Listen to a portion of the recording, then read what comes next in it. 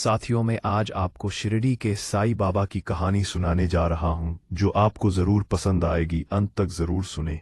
शिरडी की पावन धरती पर जहां आज भी साईं बाबा की कृपा का अनुभव होता है, वहां ये कहानी शुरू होती है। कहते हैं साईं बाबा अपने भक्तों की परीक्षा लेते हैं, लेकिन जो धैर्य और श्रद्धा नहीं छोड़ता, बाबा उसे कभी खाली हाथ नहीं लौटाते। शिरडी से थोड़ी दूर एक छोटे से गांव में माधव नाम का युवक रहता था। जीवन में परेशानियां बहुत थीं। काम करता था, फिर भी पैसा टिकता नहीं था। घर में बीमारी और चिंता ने डेरा डाल रखा था। हर दिन वह भगवान से सवाल करता, लेकिन जब भी साईं बाबा का नाम सुनता, उसका मन शांत हो जाता। एक दिन माधव शिरडी पहुंचा। साईं बाबा की समाधि के सामने बैठकर उसने कुछ मांगा नहीं, बस मन ही मन कहा कि बाबा, अगर आप मेरे साथ हो तो मुझे किसी चीज की कमी नहीं। यह कहकर वह चुपचाप आंखें बंद करके बैठ गया।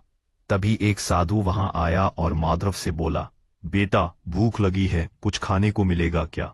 माधव के पास बहुत कम पैसे थे, फिर भी उसने बिना सोचे समझे साधु को अपने हिस्से का प्रसाद दे दिया। साधु ने मुस्कुराकर उसके सिर पर हाथ रखा और कहा, सब्र रखो, सब ठीक होगा। अगले कई दिनों तक माधव शिरडी में ही रहा। रोज काकड़ आरती में जाता, सेवा करता और बाबा का नाम लेता। कोई चमत्कार नहीं हुआ, कोई आवाज नहीं आई, लेकिन उसके मन का बोझ हल्का होने लगा। उसे महसूस हुआ कि बाबा उसके साथ हैं।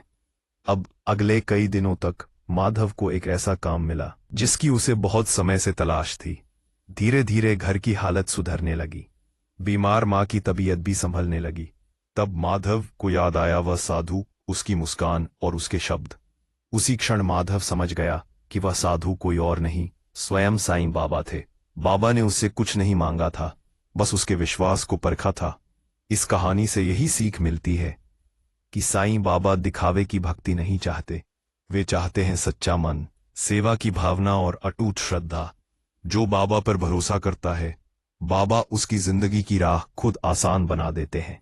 अगर आपको यह साईं बाबा की भक्ति कहानी पसंद आई हो और आप ऐसी ही और भावुक, सच्ची और प्रेरणादायक भक्ति कहानियां सुनना चाहते हो तो चैनल को लाइक और सब्सक्राइब जरूर करें। ओम साईं राम।